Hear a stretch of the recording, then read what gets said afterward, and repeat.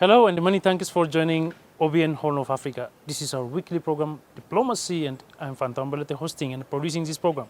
Today I am at Malta Embassy to meet the ambassador to discuss the diplomatic relations between Ethiopia and Malta and discuss the future collaborations and cooperation. Till the end of our program, stay with us. Let's get inside.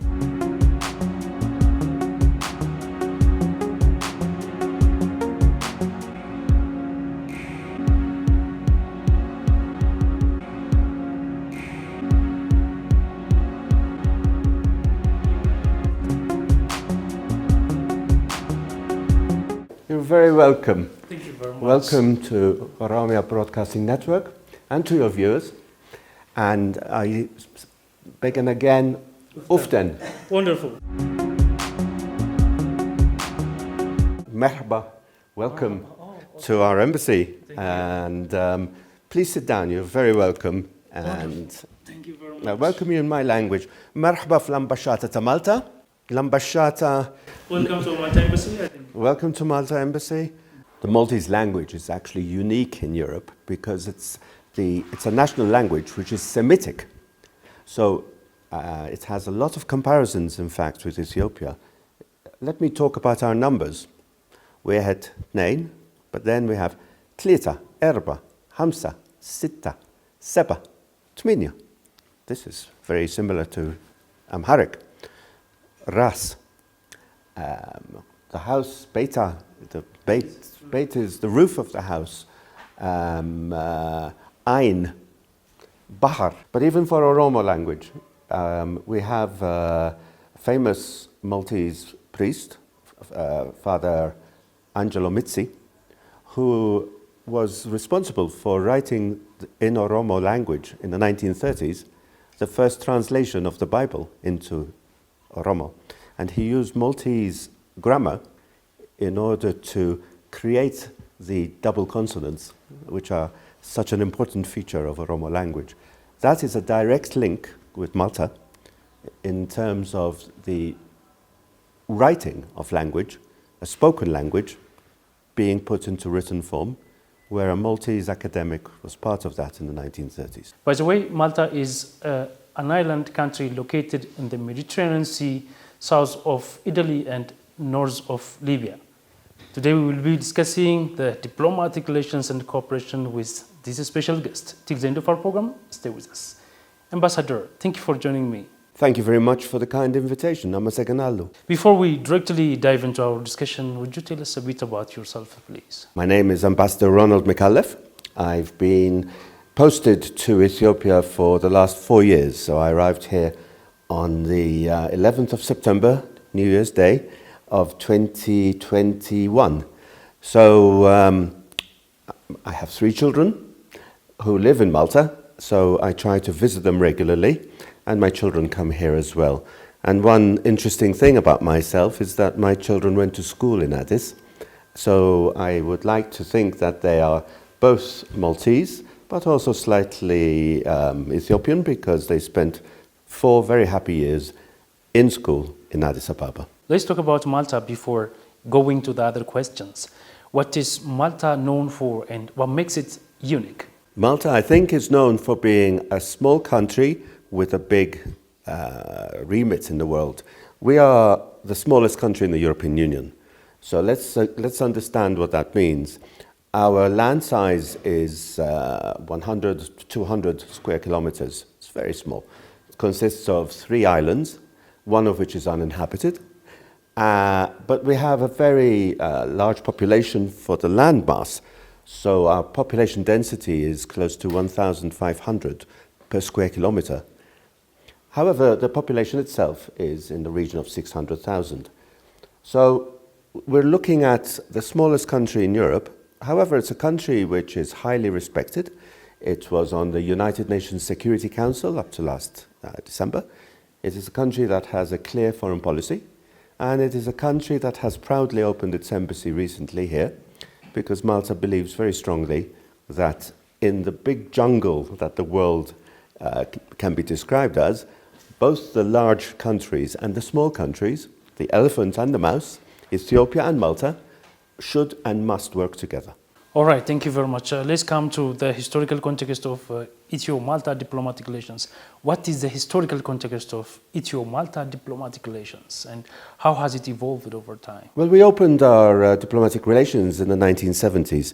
One has to bear in mind that Malta became independent in 1964. So if we're looking at before 1964, Malta was a colony. Malta was under British rule. We achieved independence together with many African countries in the 1960s. And by the very early 1970s, Malta and Ethiopia established diplomatic relations. Since then, we've had very warm relations, which culminated in the opening of our embassy here in Addis 4 years ago. And the embassy has been very productive in terms of fostering our close relations, building in various sectors, which I'm sure we'll talk about today, and developing a strong basis for the future together.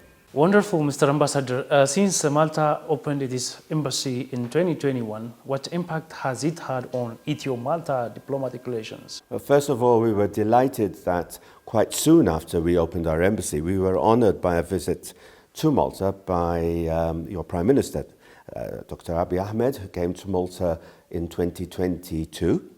Our Foreign Minister and Deputy Prime Minister now, Dr. Ian Borch, has also visited Ethiopia not once, but twice. We've been very busy with useful activities, for instance, trade missions. Last April we had a trade mission from Malta. We brought 18 businessmen, and these businessmen have had a successful visit here.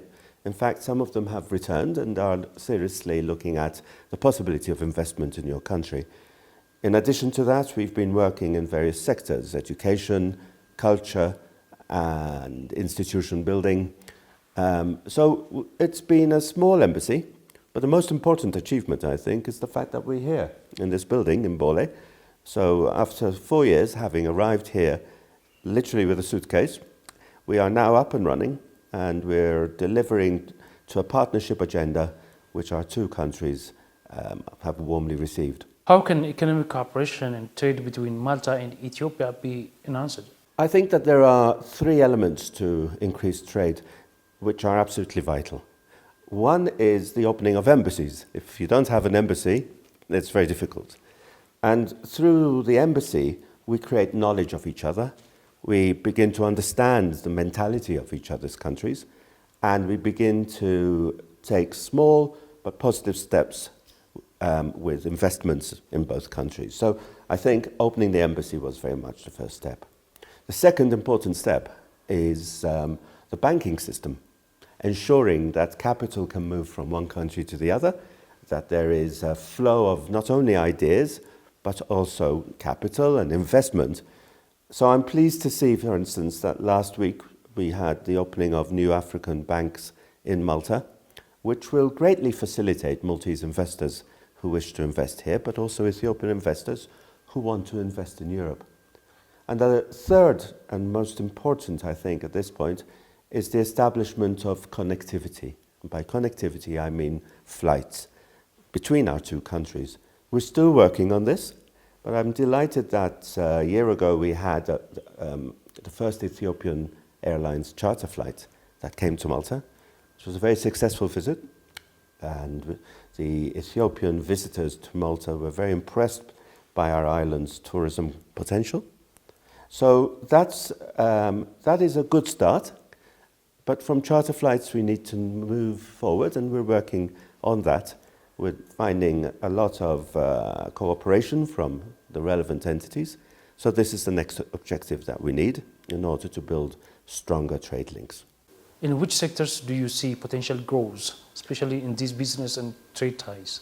I think that digital industries right now are very, very important. We're going through a revolution, a global revolution with artificial intelligence. We are seeing entrepreneurs who are young, who have great ideas. I meet a lot of these entrepreneurs here in Ethiopia. Fantastic ideas, marketing themselves very well, but they also need to expand across Africa into Europe and go globally. And this is where I believe that Malta and Ethiopia can work very well together. bearing in mind that Malta is an English-speaking country. So that is a huge benefit, advantage for Ethiopian youth to know that there is a European Union country that speaks English, that has English as its main language, and which has a friendly business environment that could be encouraging to young entrepreneurs. So I think that digital economies are important.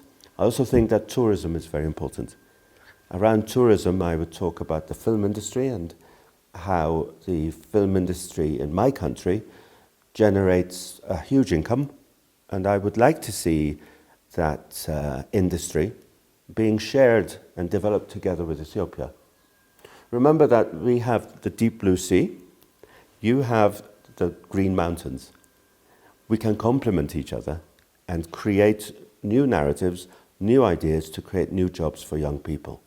And that is one of the objectives of this embassy.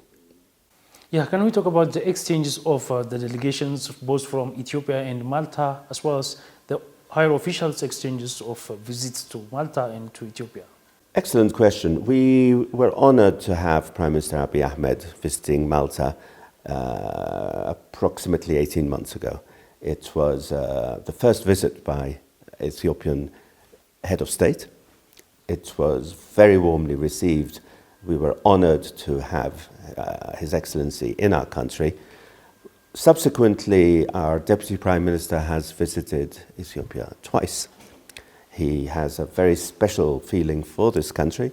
He looks forward to coming here because he too sees the opportunities in this country. So I think that at the highest level, we already have a strong engagement. But we also have officials from our countries visiting each other. I'm pleased to note, for example, that one of our leading digital ambassadors will be coming to Finfine Addis soon to attend an artificial intelligence event at the Science Museum. So visitors from Malta are actually very regular. I would estimate that every 2 months we have senior level visitors here dealing with specific subjects. Cyber diplomacy, one of them. Maritime law is another one. Education. These are very topical, very important, not only for Ethiopia but also for Malta. We share areas of specialization which are relevant to your country. Dear our valued viewers, you're watching OBN Horn of Africa, our weekly program, Diplomacy. Stay tuned. Mr. Ambassador, can we talk about the film industry in Malta? I'm very happy to talk about this industry. It's very dear to my heart. First of all, we have one of the strongest film industries in Europe, and there are some very famous films which have been shot completely in Malta. I'll just mention some of them for your viewers' interest, but Gladiator 1, Gladiator 2, shot in Malta. Game of Thrones, shot in Malta. Captain Phillips, Malta. So we receive approximately 2 Hollywood movies per year, which generate jobs for our young people, which generate income for our country. And this is an industry which we have built up over the past 20 years. It didn't just come to us naturally. There are skills that need to be developed. And as I was saying earlier, I believe that this is an area where our 2 countries must cooperate in partnership. You have so many beautiful heritage sites which we don't have. If I think of the castles, if I think of the temples, if I think of the mountains and the beautiful physical attributes that this country has, the lakes, these are all natural resources combined with youth talent. Let me talk about youth talent in films. We're talking about CGI, we're talking about digital skills, we're talking about beautician skills, carpentry skills. The industry generates many, many jobs. And I believe that for young people in Ethiopia, this is a very positive approach to creating new jobs in a post-industrial country. Of course, factories are important, but beyond factories, people want creative jobs, jobs in the artistic sector. So our two countries are already working in this manner. I was delighted to take the first Ethiopian Film Week to Malta last October, together with Habesha View TV, an Ethiopian company. We took very famous Ethiopian actors and actresses. Girum Ermias visited Malta. Kalkidan Tibebe visited Malta. So observing how my people reacted to Ethiopian film was also a pleasure. It was giving a different perspective on Ethiopia and presenting Ethiopia in a modern and engaging way. So our two embassies, our Ethiopia and Malta, are trying to create a new perception of each other's country. One that is young, forward-looking, and working within the technology of today. We've been talking about tourism, education, and kind of thing, that Malta and Ethiopia are collaborating. What about cyber diplomacy, IT, and logistics, in addition to those tourism and education kind of thing? You can also give us specific examples how they are collaborating. Absolutely. We're a small country, so we don't have the human resource in terms of numbers of a bigger country. So the management of our Ministry for Foreign Affairs needs to be creative. It needs to combine human skills with digital skills in order to get the impact that we want. So Malta is quite well known in cyber diplomacy. We have an excellent institution called the Diplo Foundation, which is a world leader in cyber diplomacy. I was delighted that Diplo Foundation were in Addis Ababa to deliver a program, a course, to the Ethiopian Ministry for Foreign Affairs, where we looked at how cyber diplomacy can augment normal, traditional diplomacy in order to develop the results, to reap the results that a Ministry for Foreign Affairs would want to reap in the cyber world, which after all is the future for all of us. We've also been working on maritime. Maritime is a very interesting subject because it's topical, and Malta is a leader on international maritime law. So we believe it's very important that a discussion on maritime should start with the rule of law. What are the international rules? What do they say? And how do they apply to passage on sea? So we've been working with the Ministry for Transport, delivering important interventions on maritime law and how they apply on the global seas. And that is a very important contribution, I believe, that Malta is proud to have delivered to Ethiopia. How important is cultural diplomacy for both Ethiopia and Malta, and what has to be done in the future? I think cultural diplomacy is the starting point in any diplomacy. Let us remember that Ethiopia is an old civilization. Ethiopia has been mentioned in the Bible countless times. It is many millennia of civilizations. And so is my country. My country is an extremely ancient remains. We have temples that go back to 5,000 years before Christ. Our fortifications are hundreds of years old. So when we talk about two countries, we have to look at our history. We have to look at our DNA and how we think and why we think the way we do. So cultural diplomacy, understanding the deep history of our two countries, is absolutely the starting point in any diplomacy. So in this regard, for example, we're working also at connecting architects between our two countries to look at the restoration of palaces, of your temples, Lalibela, Gondar, and many more across the country. I was in Tila recently looking at the stele over there.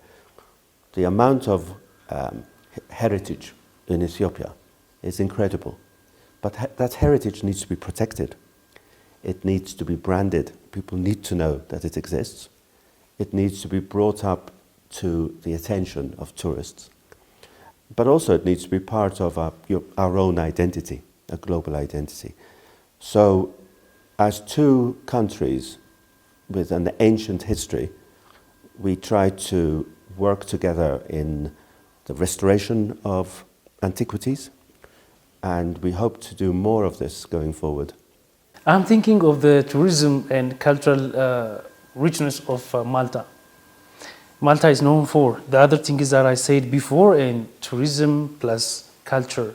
There are also architecture that attracted many people, many visitors all over the world. So what lesson should Ethiopia draw from the cultural and tourism success of Malta? Protection of what you have. We all live on borrowed time, but our heritage lives on, but only if we protect it.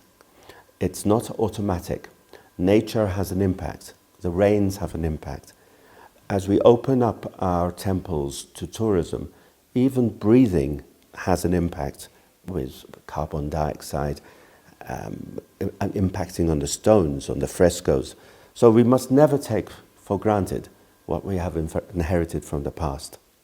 The second lesson is also that we need to tell our stories.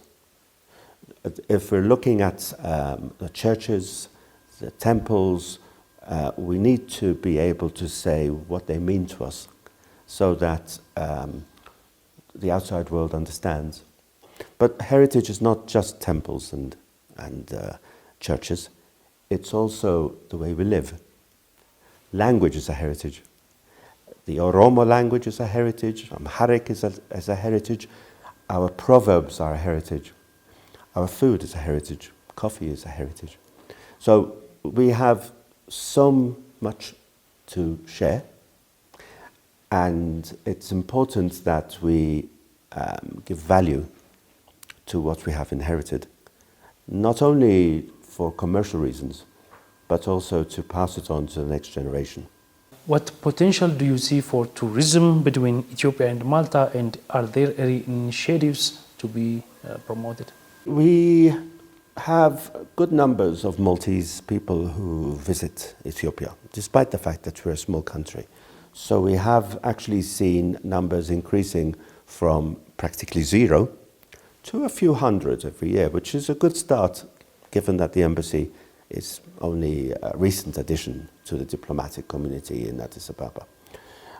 I also believe that Ethiopian people want to travel and explore the world, and it's important, I think it's relevant to highlight that Malta is a beautiful country in its own right. We have beaches, we have history, but we're also a cruise liner center for the Mediterranean. So many visitors travel to Malta specifically to embark on Mediterranean cruises from our country.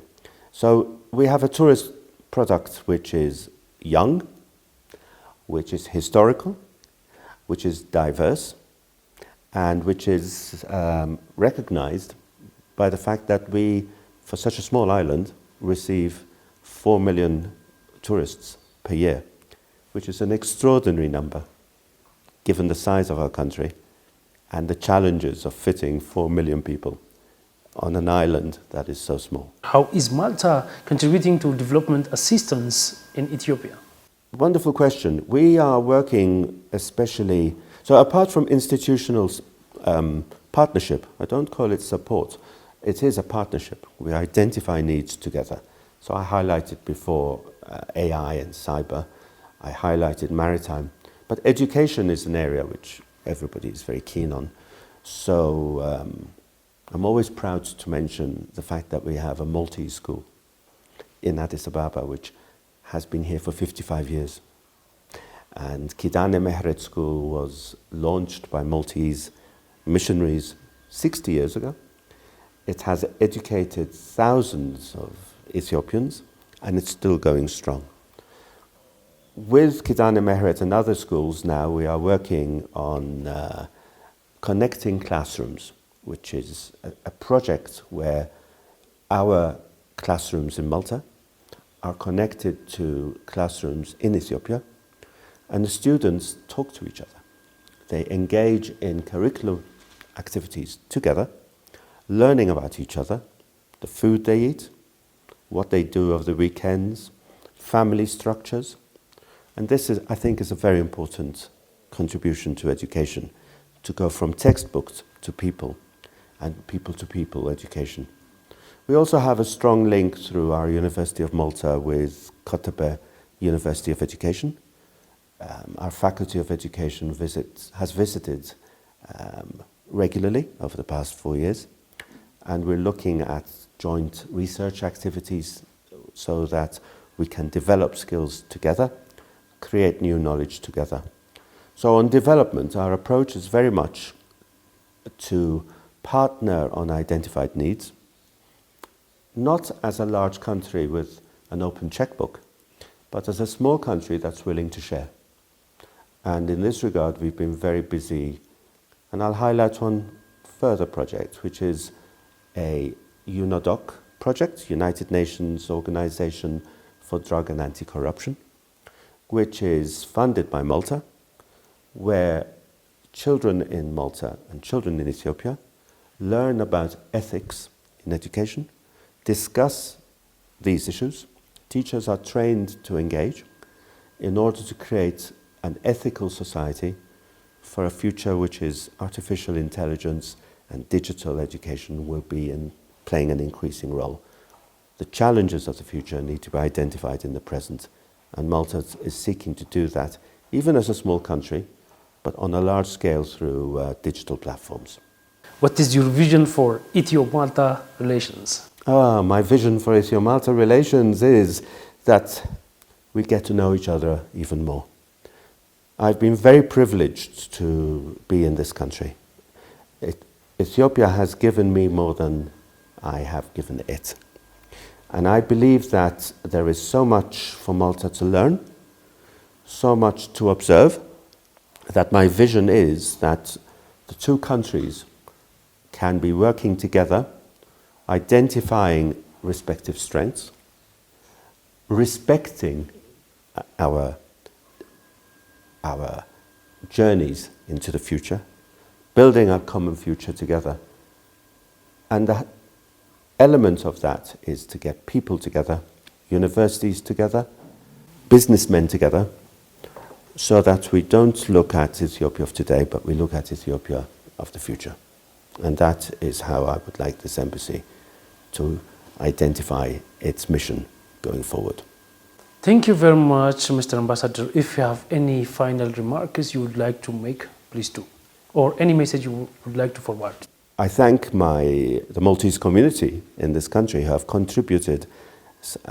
Some of them for 55 years have been working here, and they are more Ethiopian than Maltese at this point, after such a long time in this country. So my note of thanks to the community, my thanks to the viewers for being with us today, and my thanks to you for kindly offering this wonderful interview. Ambassador Ronald Micallef, Ambassador of Malta to Ethiopia, I really thank you for your precious time and deep insights. Thank you. Dear viewers, you have been watching our weekly program Diplomacy on your favorite media channel OBN Horn of Africa. Thank you for watching this program and stay connected with other programs of OBN Horn of Africa.